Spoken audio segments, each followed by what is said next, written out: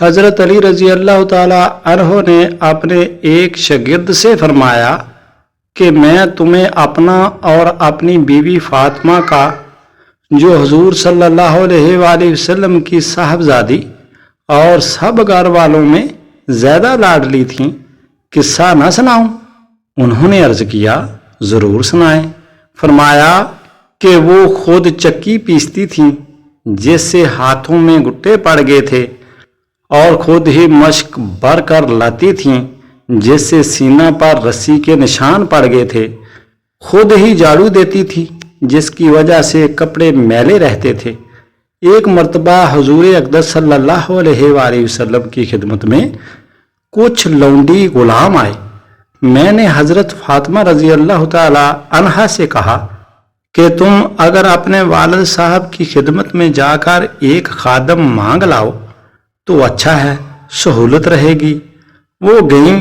حضور اقدس صلی اللہ علیہ وآلہ وسلم کی خدمت میں لوگوں کا مجمع تھا، اس لیے واپس چلی آئیں۔ حضور صلی اللہ علیہ وآلہ وسلم دوسرے روز خود ہی مکان پر تشریف لائے اور فرمایا تم کل کس کام کو آئی تھیں؟ وہ چپ ہو گئی، شرم کی وجہ سے بول بھی نہ سکیں۔ میں نے عرض کیا حضور صلی اللہ علیہ وآلہ وسلم، چکی سے ہاتھ میں نشان پڑ گئے، مشکیزہ برنے کی وجہ سے سینہ پر بھی نشان پڑ گیا ہے، جھاڑو دینے کی وجہ سے کپڑے میلے رہتے ہیں۔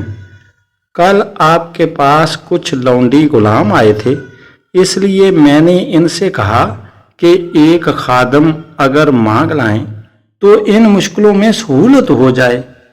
حضور صلی اللہ علیہ وآلہ وسلم نے فرمایا فاطمہ، اللہ سے ڈرتی رہو اور اس کے فرض ادا کرتی رہو، اور گھر کے کاروبار کرتی رہو، اور جب سونے کے لیے لیٹو تو سبحان اللہ 33 مرتبہ، الحمدللہ 33 مرتبہ، اللہ اکبر 34 مرتبہ پڑھ لیا کرو، یہ خادم سے بہتر ہے۔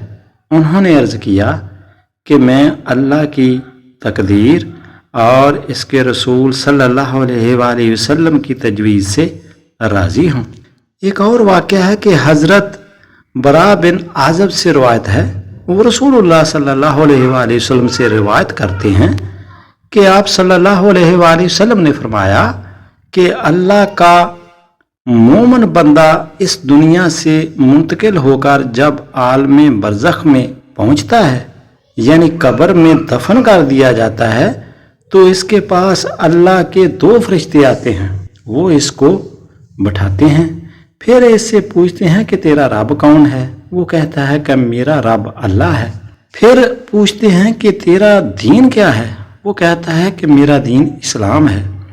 پھر پوچھتے ہیں کہ یہ آدمی جو تمہارے اندر نبی کی حیثیت سے کھڑا کیا گیا تھا، یعنی حضرت محمد صلی اللہ علیہ وآلہ وسلم، اس کے بارے میں تمہارا کیا خیال ہے؟ وہ کہتا ہے کہ اللہ کے سچے رسول ہیں۔ وہ فرشتے کہتے ہیں کہ تمہیں یہ بات کس نے بتلائی؟ یعنی ان کے رسول ہونے کا علم کس ذریعے سے ہوا؟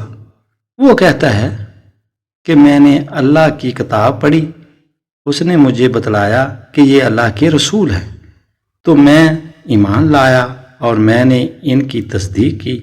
رسول اللہ صلی اللہ علیہ وآلہ وسلم فرماتے ہیں کہ مومن بندہ کا یہی جواب ہے جس کے متعلق قرآن مجید میں اللہ تعالیٰ کا ارشاد ہے کہ اللہ تعالیٰ ایمان والوں کو کچی پکی بات یعنی صحیح عقیدہ اور صحیح جواب کی برکت سے ثابت قدم رکھے گا، دنیا میں اور آخرت میں، یعنی وہ گمراہی سے اور اس کے نتیجہ میں آنے والے عذاب سے محفوظ رکھے جائیں گے۔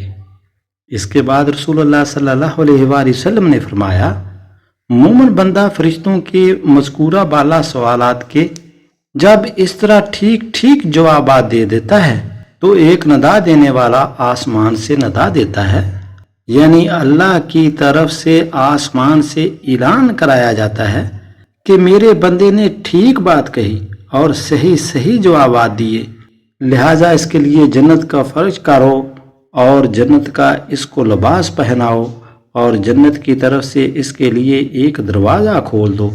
चनाचे वो दरवाज़ा खोल दिया जाता है और इससे जन्नत की खुशगवार हवाएं और खुशबुएं आती हैं और जन्नत में इसके लिए मुंतहाए नज़र एक कशादगी कर दी जाती है, यानी पर्दे इस तरह हटा दिए जाते हैं کہ جہاں تک اس کی نگاہ جائے وہ جنت کی بہاروں اور اس کے نظاروں سے لذت اور فرحت حاصل کرتا رہے۔